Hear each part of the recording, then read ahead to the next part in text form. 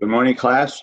We'll go ahead and get started. Today, we will cover uh, part of Module 5. So today's lesson will be applying access management. So let's go ahead and get started. Uh, let's look at the learning outcomes. Okay, the objectives or the learning outcomes is to implement hardening strategies and compare scanning types for attack surface reduction.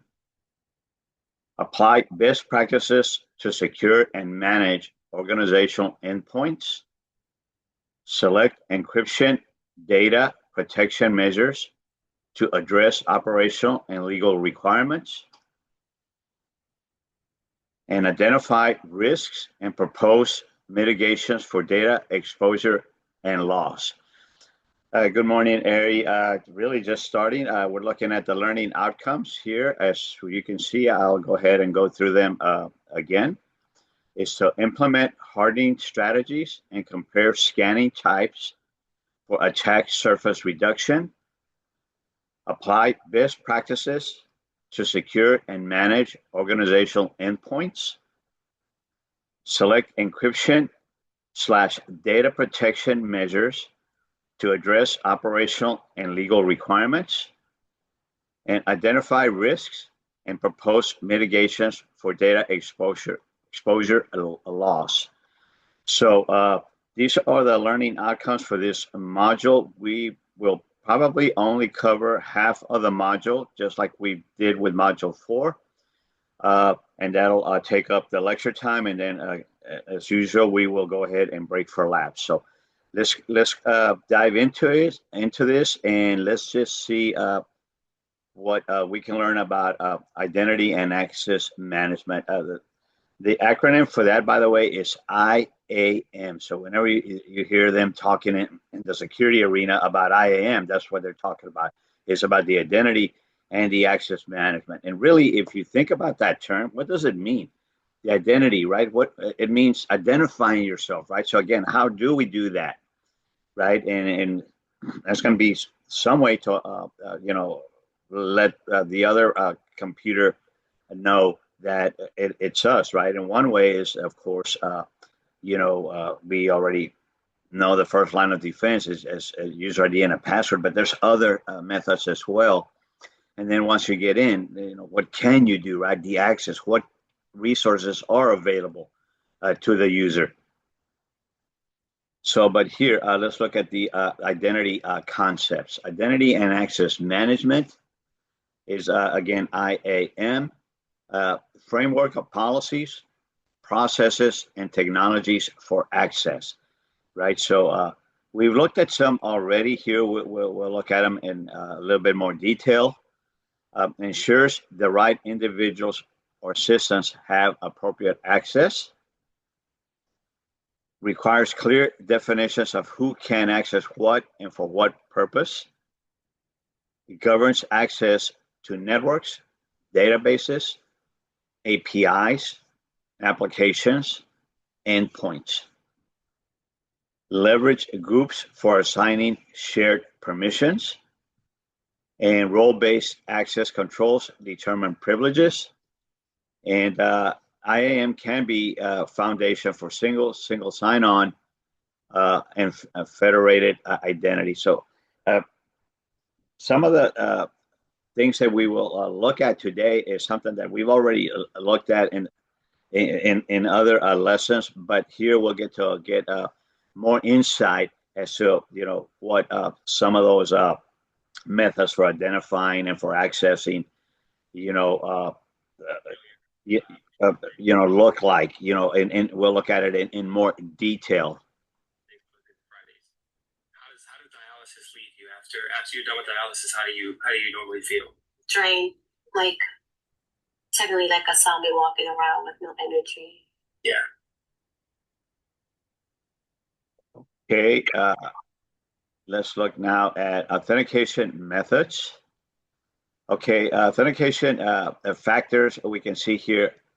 Proves you are who you say you are, right? Because when when you're communicating with another system that's not locally, right? You cannot all see each other. Uh, there could be ways like here if we wanted to have, just our cameras. But besides that, if it's not a meeting that's online, it's just communicating to connect to another network to access their data files, right? You don't have your webcams or anything like that, so the other side doesn't know, and you're not communicating actually uh, with another person most of the time, right? You're going to be communicating with a server because you're probably trying to access some data from the server, right? So the server has to make sure that it's you, right? So again, this authentication factors are what's going to be used. So proves you are who you say you are. Version, verse 21 has been taken out. So if you want to see that verse, you're going to have to go to the King James Version, okay? At the foot of the mountain, a large crowd was waiting for them. A man came and knelt before Jesus and said, Lord, have mercy on my son. He has seizures and is suffering terribly. He often falls into the fire or into water. So I brought him to your disciples. Okay, Ari, I'm going to mute you because I can hear your conversation. Okay, so anyway, moving on here. Let me regroup here. Let me. Okay, so something as well, right? So could be your password, could be a PIN, right? And then what else? Something you have, right? It could be a card or a token. There's some systems that require you to put in and maybe a PIN number, just a number you type it in, and then you swipe your card as well, and that authenticates you, and then something that you are, right? We've reviewed this. It could be a biometric such as a fingerprint, right, or a face scan. I work at a place where I had to put my palm print, and it had to read my palm print. I don't know if they do it now because I don't normally go to the bank, but before, they could also do a retina scan. And here we can see that we have a multi-factor and related methods. So multi-factor authentication, we know that you use two forms or more, right, of proving who you are. Uses at least two different factors, right? And then, of course, you have the one that does use the two factors, which is a two-factor authentication. 2FA combines something you know and you have, right, or that you are. And then another one here is the passwordless authentication that uses the biometrics or one-time codes, right? So the biometrics one more time could be your fingerprint, right, or your face scan, right, your palm print, right, or it could be a one-time code where you put in your credentials and then it will send you. And nowadays, the way it's done, and I use it all the time because when I log into the university, put in my credentials, and then it sends me a code to my phone, and then on my phone, then I read the code, and then I type that in, and then I get in. Right. The another one is you may use this where if you go to your iCloud, if you have an iPhone. So when I want to go to my iCloud, I put in my credentials, and then the iCloud will send me something to my phone, a 6-digit code, and then I put that code, and then it allows me to get in. So again, those are the multi-factor authentication methods that may already be using in some of your applications. So the passwordless, and then the last one we see there is the single sign-on SSO. Uses one credential set for multiple systems. Should be coupled with multi-factor authentication. We did cover this again in our last lectures, and if you recall that if you can log in to, let's say, if your network encompasses Houston and you have another office in Dallas and another office in San Antonio, Now your company has 3 offices, and sometimes you need some resources from the service in Dallas or from San Antonio, but your office is in Houston. It doesn't matter when you arrive at your office at your place of work.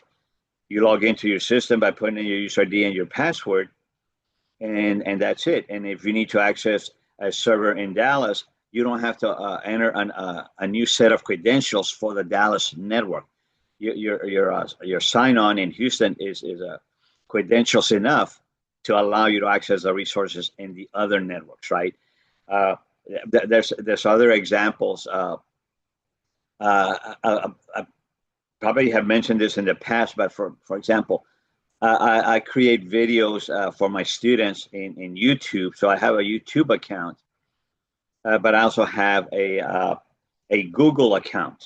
Okay, so when I go to log in to YouTube, it asks me for my credentials, and there was one time where I just couldn't remember the password because I have multiple passwords, but it also gives me the option to log in with my Google credentials. So I put in my Google credentials, and it allowed me to get in. Okay, that is again considered single sign-on. Some entities, participate in this type of, they call it a federated system, where the company says, well, if I'm company B, and if company A allows you to log into their site, I will accept those credentials that you can use to access my site, and I'm site B. Okay, so that's known as federated system. Again, under the umbrella of single sign-on. So authentication methods, again, here, here you could have put in some credentials, maybe a code or something, and then it's a site that you have joined, and they have your information. So once you put that code in, it will in turn send you a code to your phone as well, and then you put the second code you received, and then you get in. So again, let's just say, for example, you're not trying to sign in to the site at all, and all of a sudden you receive a code on your phone. That means that somebody else is trying to get in.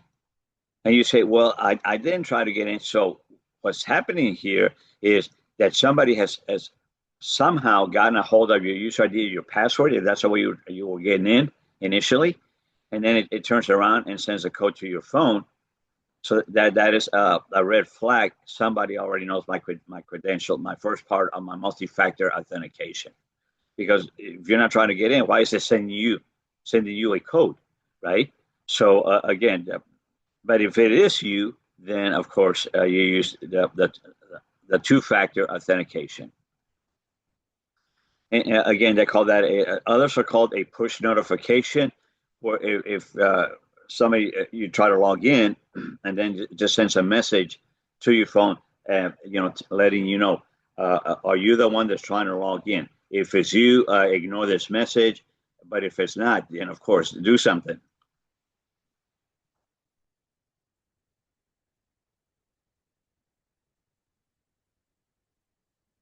So this brings us to what I mentioned earlier, the federated identity management. So a federation, idea that a network needs to be accessible to more than just a well-defined group of employees. Trusting accounts are created and managed by another network, right? So in my example that I gave you is that my account was created by Google, okay?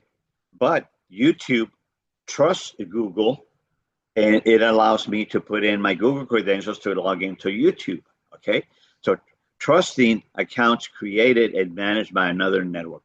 It's very convenient because you only have to remember one set of credentials, and you can log in to 2 or 3 different networks if that's the way you have set it up, right? So again, one more time, the federated identity management used to give partners, suppliers, and customers access to resources. So that's one example how it could be used if you have partners or suppliers that that you do business with. Let's just think of, for example, Walmart, right? Walmart has many different products. And if a vendor or a partner with Walmart wants to do business with Walmart, Walmart will tell them, look, I want you to supply us with whatever product. Let's just say it's chips, like potato chips and Fritos and all those products. So that they're doing business with Frito-Lay company, and they just sell Frito-Lay. Look, whenever we're running short of the Frito-Lay product, I want you to automatically resupply us. Don't wait for us to call you and tell us to bring us some more of the product. So you then are going to have access to our network, and then Frito-Lay then would automatically put in, let's say, their credential when they log in, the employees of Frito-Lay, and then when they're trying to access the inventory of Walmart to see if they need to resupply, they did not have to put in their password a second time, a new password. So that's considered a federated, that Walmart is accepting the credentials that Frito-Lay accepted for that person, for that employee. There's different, examples of how that works. But in my case, as I told you, I said I can log in using my Google credentials to log in to YouTube. There's others that I've seen that it could take your Facebook credentials to log into another site. So again, I think that should give you an idea of how federated works. Another term there is Open ID. Users authenticate to many sites with a single account. Again, Open ID is a version of the federation. Sites verify credentials by contacting an external Open ID provider. This one is more along the lines of, let's just say, people participate. And this is the Open ID here. Let me kind of put a little diagram here. Right here. And this one has the credentials of the users. And this is the Open ID here, the Open ID. I'll just abbreviate here. This is the Open ID. So let's say this is one firm is here. This is another firm here. And that's another firm there. And you log in with one set of credentials and you're in. And you want to gain access to this other different company. And it'll just go and check the Open ID. And if you're there, it lets you get in. And you can go to a third store and it checks your Open ID credential that you've already put in there, and it'll let you get in. Here, say sites verify credentials by contacting an external Open ID provider. So it contacts over here, and then if you're there, you're able to get in. So the Open ID Connect adds an authentication layer to the OAuth. The OAuth right here is what allows federation and Open ID operate. It's just a technology that allows, again, single sign-on, but by having the credential accepted by other entities. I have a question. Mm-hmm. So at my job, we have different software sites. Well, we have different sites and platforms that we use throughout the day, but it's still the same credentials. So it's the same credentials for me to unlock the computer. So, and then these different sites, is that kind of the same, or is this very different just because it's across multiple companies? Yeah, like in your example, you access different sites as you mentioned, and use the same user ID and password. When you access a different site, does it ask you to re-input your credentials or not? Yes. So but it's the same credentials all the way around, like username down to username and password. okay, So like how do I say it? Okay, so every so often, like when the login that I use to log into my computer, I had to change that password, right? And so once I changed that password, now I'm in the computer and I have to pull up a site so that I can actually do my work. uh-huh. And once I changed that password, I used it like without it prompting me to change my password on that site. Like if I would have put in my old password, I wouldn't get access. But when I put my new password in, it worked. Did I explain that well? Yeah, you did. Okay, Okay. so yeah, but when you access, let's say from where you are in your office, and you access a different site, so when you arrive at work, you log into your computer, and when you have to access another site, somehow you click somewhere to get you to that site. When you get connect to that site, does it prompt you for credentials or not?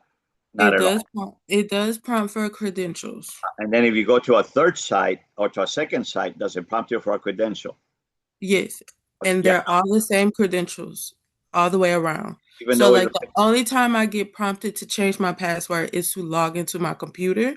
But then when once it's I hit control alt delete, I put in my username and password. I had to change that. And once I changed it, all the other sites I had to put in my new password. That would not the old password would not get me in. It automatically changed it across all of those. yeah. By the way, let me just ask: are you using Windows in your environment? Windows, Mhm. your computer?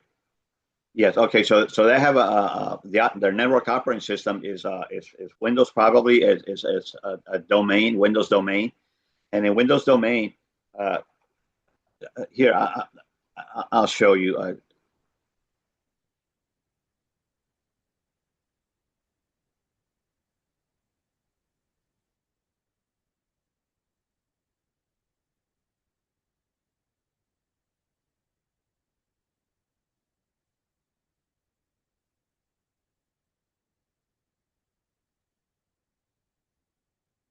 In a Windows domain environment, as I was saying earlier, if I have an office, let's say, let me add a new slide here just to give you a blank screen here. If I have an office in Dallas here, I have an office in Houston, and I have an office, let's say, in El Paso, and it's the same company. So this falls under the same domain. All this is my company. It's under the same domain. And here in Houston, we have they call it an authentication server. So we have the domain controller here, and when you arrive in Houston and you put your user ID and your password, it checks the credential here, and then if it's correct, you log in. El Paso has an authenticating server, and Dallas has an authenticating server. So people in El Paso will get authenticated by this server. People in Dallas get authenticated by this server. People in Houston by this server. When you change your password here, okay, these servers are synchronized. They synchronize periodically.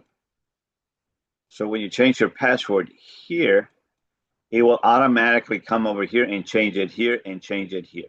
That's what's happening, based on what I heard from you.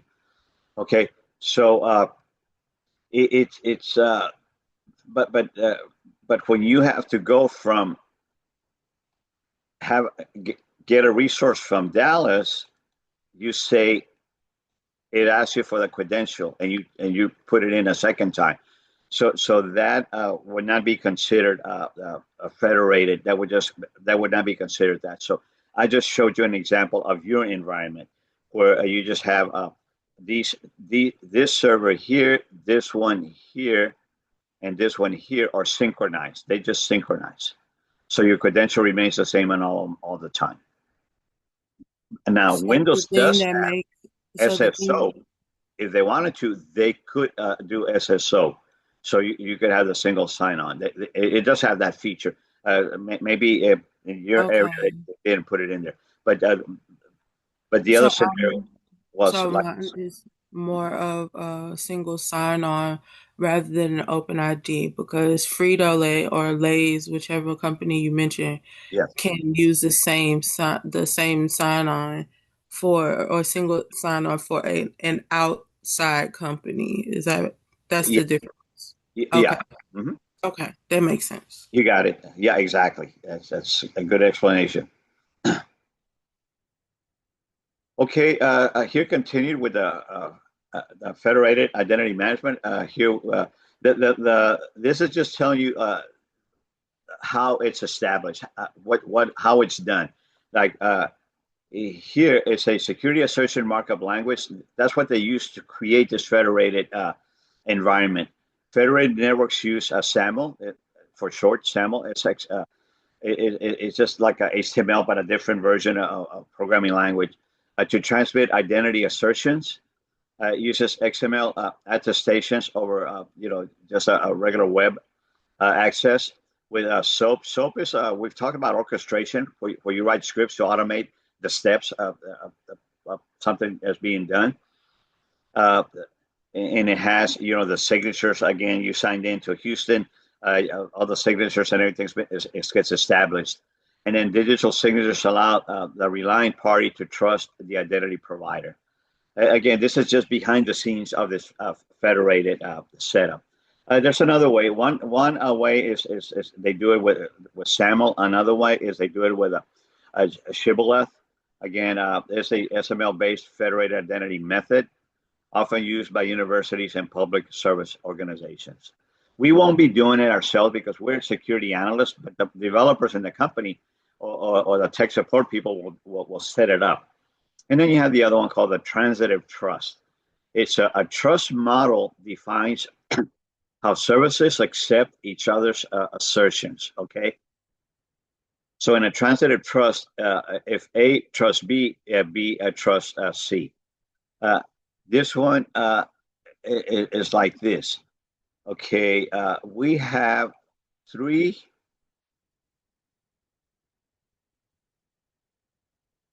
entities here.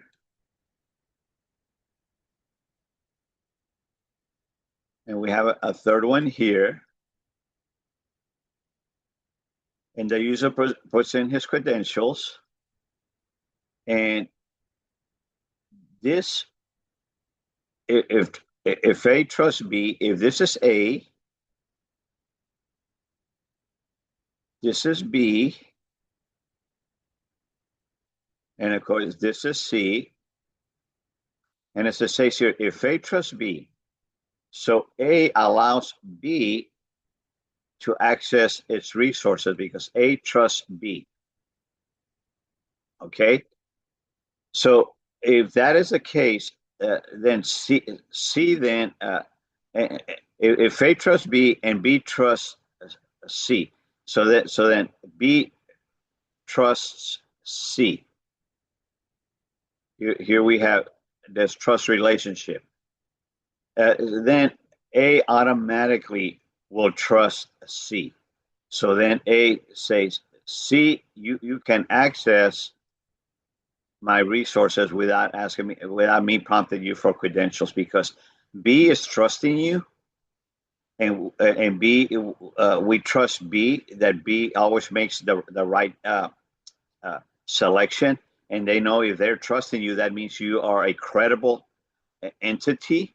So then, because B trusts you, that means we see you as credible as well. Those are called transitive trust. In a Windows networking, in Windows networks, this is the way Windows networks operate with transitive trusts. So then the case was that C did not have to create a user ID and a password with entity A. It did not have to because it already has credentials with B. And A says, okay, good, you can come in.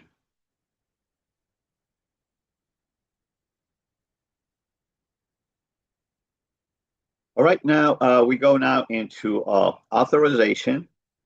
So here in authorization says determines what an entity may do on a network on CySA, right? Authorization. So now we looked at authentication. So now you put in your credentials, whether they could be transitive trust or they could be through federated method, doesn't matter. You have proven to the other entity who you are, and they allow you to get in. But just because they allow you to get in doesn't mean you have access to the whole store. You only have access to certain areas, right? In other words, if you go into a network, you only have access to certain parts of that network. If you work for human resources, you're probably only going to have access to the human resource files and not to the files in accounting, not to the files in the sales department, and not to the files in the warehouse, and so on. So again, authorization determines what an entity may do on a network or system. Here, implemented with group policies and access control lists. Access control lists and group policies are just a criteria that you put in there that states, again, what can you access? You have there's a control, access control. They're controlling your access. Follows the principle of least privilege, right? We know what that is, right? Only give enough permissions to the user to do their job. Don't give them additional permissions. They don't need to do other things. So why give them that permission? Why give somebody in sales department a permission to access a human resource file? They don't need that file. So all they can do is go in there and browse, but they're going to find out information that they're not supposed to know, right? They're not supposed to know how much another employee makes and so on. So only give enough permissions, as you already know, the least privilege. Another one is the role-based access, RBAC. So the role-based is you're going to automatically get the permissions for the role, for your job responsibilities. And if you work in accounting, and when they hire you, they move your user ID and password account to the group accounting, and automatically you inherit the permissions that accountants have. Okay, because that is your role of an accountant, and those permissions have been predetermined and they've been linked to the accounting group. So by the simple fact that they moved you into that group, you inherited those permissions. The role-based. Analyze the user's role with the organization. Separate users by job title and function for access levels. Okay, so another employee gets hired, they move him to the group of sales department. Well, he's going to inherit the permissions that sales employees have. Okay, so that's known as a role-based access control. The next one we see there is the attribute-based access control, ABAC. Use attributes such as location, time, and device type. So again, that permission is going to be linked to the location. So if you're because you can have permissions. Remember we talked about geofencing and where you can allow users to connect to a network based on their location because it uses geolocation. And if you only allow employees in the Houston office to connect only if they are within certain distance of the Houston office, and let's just say that the certain distance of the Houston office is a 5-mile radius, okay? And if somebody tries to log in, let's say from Louisiana, they're not going to be in the location, in the perimeter of what you're allowing to come in, the location. So it can block them, and that falls under the ABAC, under the location attribute. So the attribute that you have is you have to be within the 5-mile radius of the Houston building. It could be more. If it's Houston, you say, well, we're going to make it a 60-mile radius, right? Because Houston's so big. Another one could be time. You say employees can access the network from 7 a.m. to 6 p.m. And then if somebody tries to log in after hours, it will not allow them. This way, you can stop any hackers trying to break into your network at night when nobody's in the building at work, monitoring who connects and who doesn't connect. And another could be a device type. You know, if you have a tablet, you only have access to certain, to certain access to the network. To have full access, you may have to come into the building, to your office, and log into your desktop. Okay, so again, that's known as attribute-based. And then the other one is the policy-based access controls. Use organizational policies and regulations to make decisions here. So some companies may establish certain policies that will control the access. So again, those policies are not going to be, there's no rule of thumb there. It's going to be based on the different needs of the different companies. So, you know, companies have different requirements. All right, now we have the privilege access management. Again, controls and monitors access by users with elevated permissions, right? So elevated permissions means that you have a standard user that already has their permissions set up, and the ones with the elevated permissions would be higher responsibilities, such as a security analyst, a network technician, a network administrator, right? Those are the elevated permissions where they can get into maybe all the areas of the network, because you're supporting the network, so you need to get access to accounting, to sales, to human resources, and so on. So the privileged accounts are frequently targets for attackers. If I ask the question, why do you think that that's a freaking target? Well, just looking at it from a logical perspective, well, those are the accounts the hackers want, because it gives them access to all the network, not just to what one user would have. If one user only have access to the sales files, they're limited when they hack into the network to the cells, right? But if they hack a privileged account with the elevated permissions, they have access to sales, to HR, to the warehouse, to the accounting, and whatever other departments you have. So they have access to everything, right? So those are the ones that the threat actors want to hack. And then here, the privileged access management, known as PAM, how it works. Here we see users do not have persistent administrative permissions. Okay, so they don't have persistent administrative permissions, right? So they only have the elevated permissions when they need to do something that requires that access. Once they finish that task that they needed, that elevated access, the permission goes away. And then it drops them back down to the regular permissions that they had. You don't want to use the elevated permissions 24/7 or however long you're at work, because again, you get hacked. The hacker has access to everything. You only get that elevated permission for the individual task that you have to do at that moment to perform something. And then once you do it, and then the rest of the tasks that you do throughout the day only require your normal permissions, it drops you back down to those. Because if you do get hacked, they're going to only have access to whatever your normal permissions are, not to the elevated permissions. But if you elevated your permissions to do a specific task that required the elevated permissions and they stay on to your account, again, you get hacked, access to the whole network is available to the hacker. So that's how that works. So the persistent, the user does not have the elevated permission persistently, right, all the time, only for the time that's needed.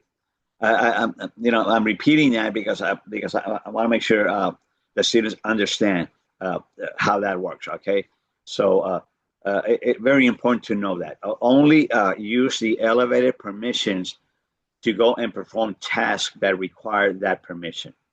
And once you're done, you come back to your account permissions. Requests are made to elevate permissions for specific operations.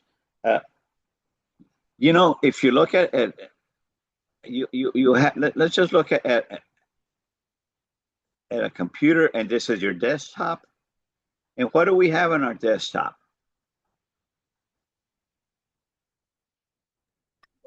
What do you mean, like search engines? Yeah, yeah, you do. You have multiple programs, right? Those icons that you see on your desktop, right? Yeah. You know, one could be I have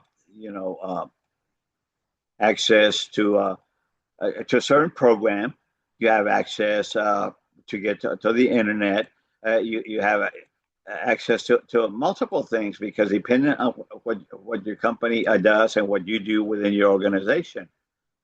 And one of the things to uh, emphasize and to just give you a good idea of these elevated permissions that we're talking about here.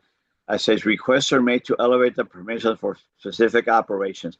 So if you needed access, let's say, to this application, but this application required elevated permissions, all right, and if you clicked on it and you don't have the elevated permissions, it's not going to run for you because it requires, let's say, an administrator permission. So the way it works is you go there, and if you look at your mouse, normally when you're doing things on your mouse, you are clicking the left mouse button, the left, right? But when you want to request the elevated permission, you're going to go there, and you're going to right click the mouse, and you're going to get a drop down with options here for you to select when you right click that application. And one of those is going to say run as administrator. Those exact words, run as administrator. So you right click here, you right click, it gives you the drop down, and you select run as administrator. And then when you click run as administrator, it could pop up and ask you for the user ID and the password of that administrator. Yeah, that's for the credentials. Yes, and you, because you are a tech, you would know what those credentials are, and you would put them in, and then the program runs and opens up for you, and then you're running that program and doing whatever it is that program does, that application does. When you finish with the application and you close it because you're done, then those permissions go away, and then you go back to your regular permissions. That is what they're saying here, and that the permissions are not persistent when they're elevated. And again, you have to request them. And again, by right-clicking, select Run as Administrator. Requests are reviewed for need and regulatory compliance. These requests are reviewed just to make sure that nobody else has received this, extra ability to be able to do running as administrator. Because you say, wait a minute, we only have these 5 people that can do that. Now all of a sudden we have 6. So always review that, because you just never know. Somebody could have interjected themselves in there. However they did it, whether they have a friend that works at a technology department or whether they hacked in there. And then elevated access is time limited or ends after the task is completed, as I mentioned here. You right click, run as administrator, put in the credentials, you run the task. Once the task is completed, the permission goes away and you fall back to your normal permissions. And then log and audit privileged account use regularly. Again, because if somebody is doing something wrong and they gave their friend these elevated permissions, you want to catch that. By the way, there is a setting in your auditing where you can audit if permissions change for any user. That permission change task that was done will get recorded in the log. And remember, Windows has the logs. The logs are called what? They're called Event Viewer. And if you go to Event Viewer and you look, let's say, at the system log, it will go and will show you an entry in the log. A permission was I don't know the exact wording, but it will show a log that says permissions changed or permissions updated. And then you say, what? who did that. You go and click on it, and it'll show what permission for what user was elevated or taken away, for that matter, right? So by looking at your logs and auditing for permission changes, you can catch any changes. Some of those changes may be legitimate. So you see that, oh yeah, that person, became the supervisor of the department. Now they have higher permissions. That's normal. But you see another one, and you say that's a standard user. Why all of a sudden he has the same permissions as the supervisor? And then the last one there is user account control supports just-in-time access in Windows. So here, if you give me a minute here and put some thought into that, let me give me a minute here.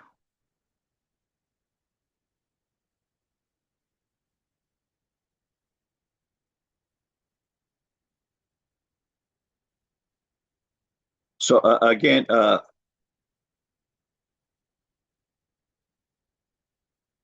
1 minute. So again, the JIT, the JIT, the just-in-time permissions are cybersecurity model that grants users the elevated access only when needed for a specific task and for a strictly limited duration, which is again the just-in-time that we said.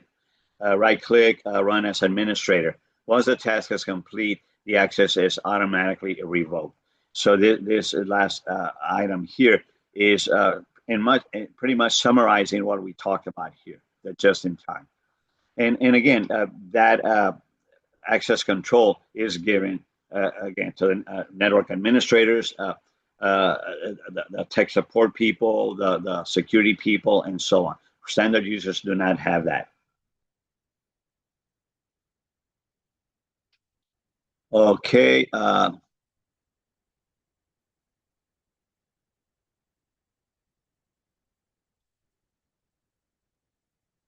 Now we're looking at secrets management.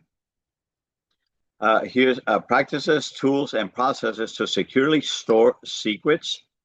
And secrets, again, are like passwords that are stored within the actual server itself. Centrally stored passwords. They could be API. They could be in the form of keys, encryption keys, or in the form of credentials. User ID and password. Configure secrets a server and link it to the environment. Add secrets and apply policies per secret and per user. And then approve users and apps retrieve secrets via a command or an API. API runs behind the scenes. That's when you request something. An example of API last class, I said an API is if you go and click on the link for weather, that link you clicked on doesn't process something to give you the weather. What it does, it uses an API that goes to the weather service and pulls the weather and then brings it back and puts it on your screen, right? So those APIs run behind the scenes. We don't see them. And then it could be a web service that gives you the credentials. As it's using encryption, right? Because if you are going to be accessing those credentials, they should be protected, right? So they can be encrypted. So use encryption, access control policies, and auditing. And in dynamic secrets and fine-grained access controls limit exposure. For one thing, because they are encrypted for one thing, and again, they have a fine-grained access control. So the access control is very specific to different users, to different roles that the users have, and so on. And then, so if somebody try to steal one, and you work for the accounting department, and it sees that they work for sales, because they're fine-grained, pointing to accounting, not to sales, it's not going to let them do it, even though they're an employee of the company. And helps prevent data leaks and streamline credential management. So again, this is for example, if you start working for a company, they're going to create a user ID and a password for you. And it's not going to be stored, that user ID and password, it's not going to be stored on your computer at your desk. It's going to be stored in a central server, like in the Windows networks. That central server is called a domain controller. And the domain controller contains these user ID credentials, and that domain controller is a centralized server. And if you have 300 employees that work for the company, all those user ID and passwords are stored on that central server. Okay, and again, when you put in your user ID and your password in the morning, it doesn't look on your computer for that user ID and password to see if it matches. It goes to the server and looks for that user ID and password, and if it's in that server, then it authenticates you, and then it lets you get in. Okay, so again, they're stored somewhere, and of course, they can be stored in the forms that we just saw here.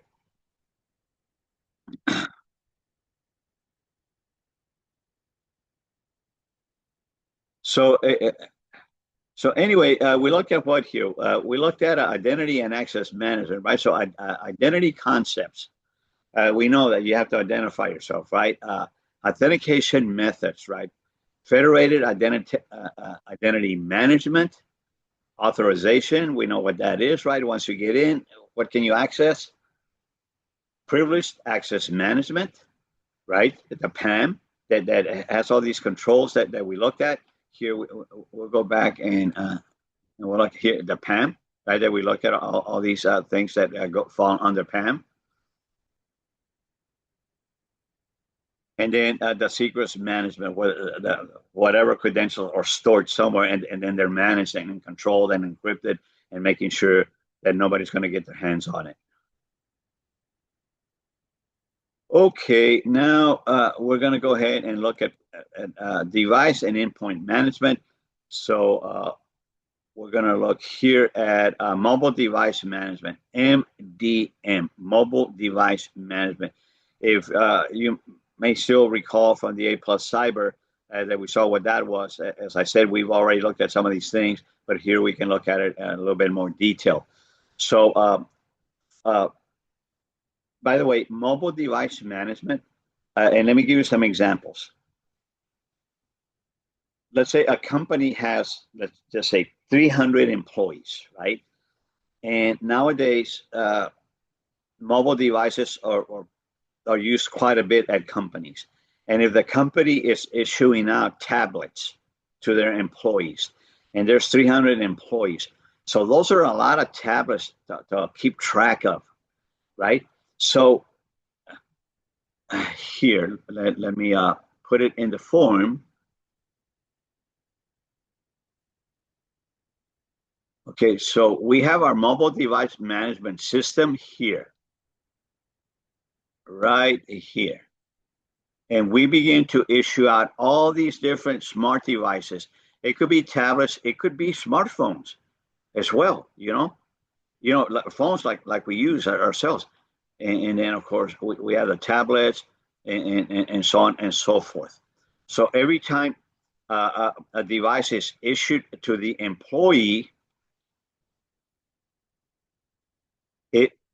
information about the tablet is recorded in your MDM system, mobile device management. Okay, mobile device management. So all that information is put here.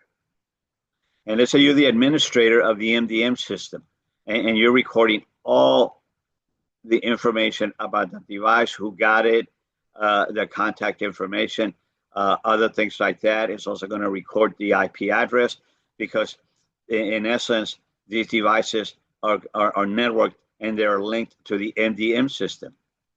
All right. So now you can keep track just by going here and looking at what devices are out there, who has them, and if you needed to put in, let's say, and the devices are pre-configured, they already have their programs. And let's say that you need to put in a new application on the devices. Well, if you didn't have the MDM system, the user is going to have to come to you, because you're in charge of the devices, and you're going to have to install the application on the device. And you're going to have to do this 300 times, because this application is needed by each employee. Well, with the MDM system, a new application is needed, so you push that new app we're just going to say this is the new app here that's needed. You push it out through the MDM system, and it goes out to all the devices, to all of them. And you had to do that process one time only, and the application was installed to 300 devices. Okay, so the MDM system, I really like it because it's very powerful, very efficient for the administrator that's handling the MDM system.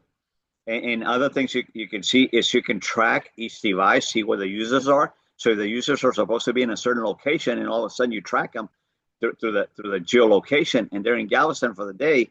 You say they're not supposed to be working in Galveston. They're outside salesmen. They're supposed to be, in Houston making the sales.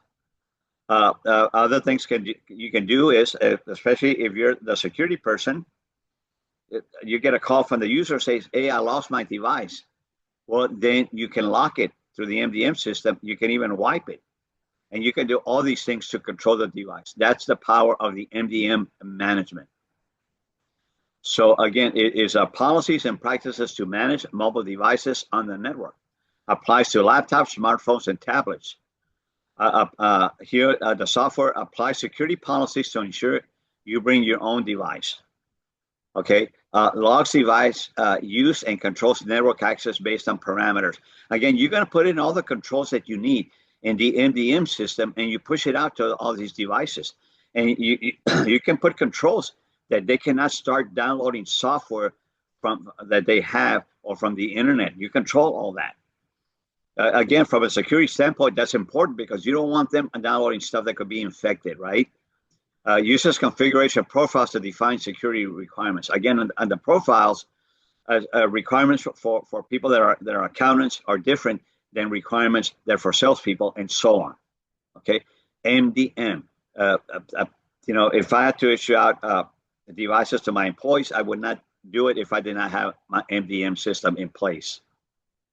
You don't have to, but then you're going to do a lot of work. So the MDM configuration profiles manage device settings, right? Whatever settings those happen to be, whatever controls that you need to only confine the users to certain actions on the device. And for security policies, right? So do not download anything from the internet. You got to change your password periodically. You got to do this. You got to do that. That has to do with security. Another one here, control application installation and permissions, as I mentioned, right? So nobody can install anything. If they needed something new, they have to request it from you, the MDM administrator, and then you push the application to their system. But then you get to decide if it's a valid application. If it's not, you do not put it out there. Regulate network access as well. So maybe you say they can only access, certain web pages because that's all they need to do their job. We will not allow them to get into other websites. Facilitate remote management, right? Remote management is you're doing it remotely. As I said, you're doing everything from here, and you're putting all these controls here. Patching and updates, okay? Again, you do the patches from here, and you push them out to those devices. Keep mobile OS and apps updated with patches and new versions. So again, MDM system. And mobile device controls, again, what are some of the policies? Here, define how employees receive and use their mobile devices. Here, bring your own device, employee-owned with oversight. Okay, so, we talked about BYOD already, where you bring your own device, but there was a term that we've used in the past called shadow IT. So shadow IT is what? Shadow IT means that you have all the security controls at your company. So you go to your desk, you sit down, you log in, you're going to be controlled by all the security implementation and configurations that you have set up. So you're safe, you feel good. But if somebody's bringing in their own device, you're not controlling their device.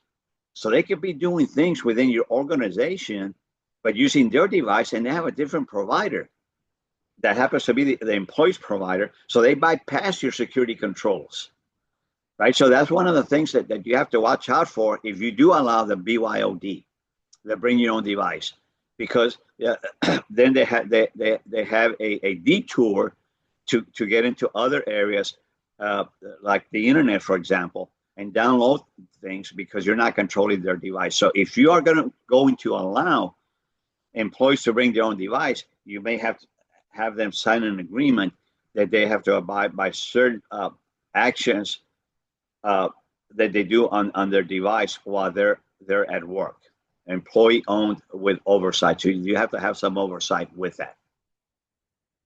Another one, COBO, corporate owned, business only. So COBO means you don't bring your own device. The company assigns you a company owned device, and you can only use that device for business purposes. You do not use it for personal use. Business use only. Okay, COBO. Another one, COPE, corporate owned, personally enabled. So again, they do give you a device, but they allow you to use it for business and for personal use. Okay, again, that's the COPE.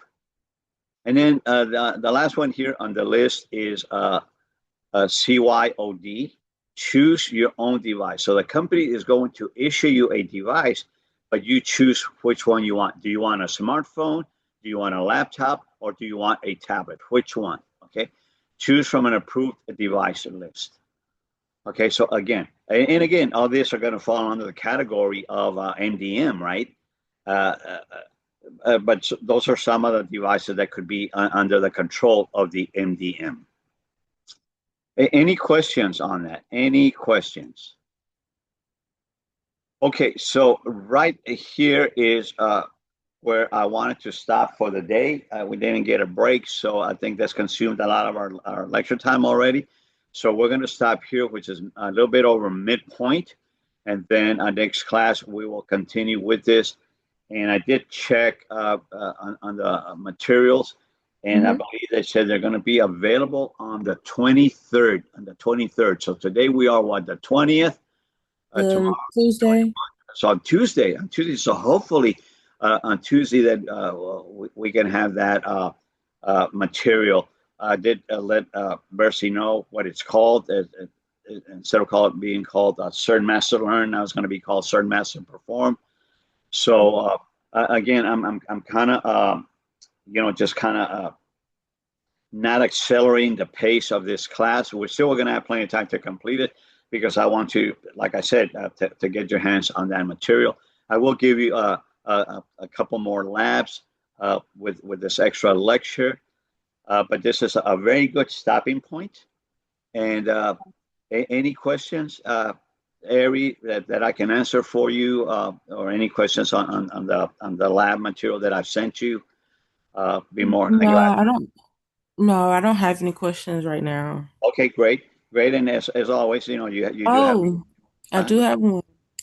Had you gotten the labs that you emailed us that I did send back to you? I remember we had to create these these fictitious scenarios. Yes, Was that kind of what along the lines of what you were looking for? Yes. And I really liked it because you really, you're really focusing on what is being requested. So that tells me you really are absorbing this material. Yeah, yes, it was. Okay. So keep that up. Just keep doing those hands-on because that makes you think, about security. Even the last labs that I sent you are more. I send you the diagrams and just circle certain areas and asking you what those are. So it's going to make you think. Like one that was saying, what are these devices? So you have to identify them because those are specific to what? To network infrastructure, right? But it also applies to security. So you say, are some of those devices vectors? Vectors are entry points to your network. And you look at the infrastructure, you can determine whether they're entry points or not. And if they're entry points, then that means that is a security vector. So anyway, so again, that makes you process things and think along the lines of security. So yeah, and like I said, if any questions do come up, just shoot me an email. Okay.